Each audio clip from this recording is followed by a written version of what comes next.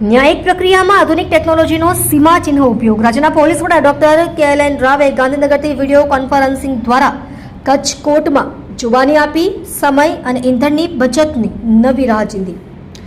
Police અધિકારી, કર્મચારીઓ અને જેલના કેદીઓ માટે વિડીયો કોન્ફરન્સ સુવિધા આશીર્વાદરૂપ બની. સમય અને નાણાંનો થાય છે બચાવ.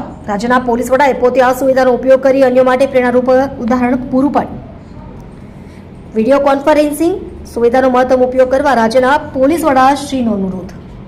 આપ જોઈ રહ્યા છો ગુજરાતની સૌથી પહેલા ખબર આપતી Surat express news channel. Director Rajesh મંગલેની સાથે.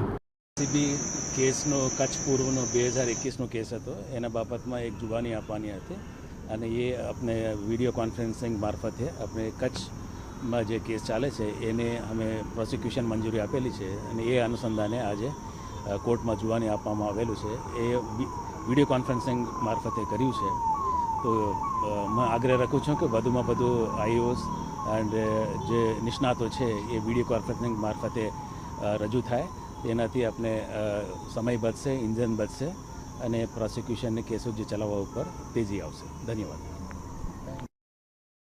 2021 का एक कच्छ पूर्व का एक एसीबी का केस का जुबानी देने के लिए यहाँ कोर्ट में रजू हुआ है.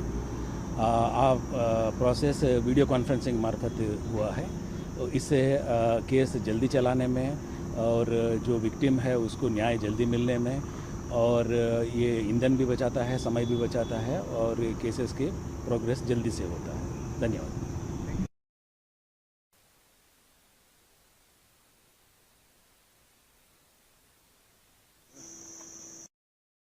अंदर की दूध वाला भाई बाहर ले आया.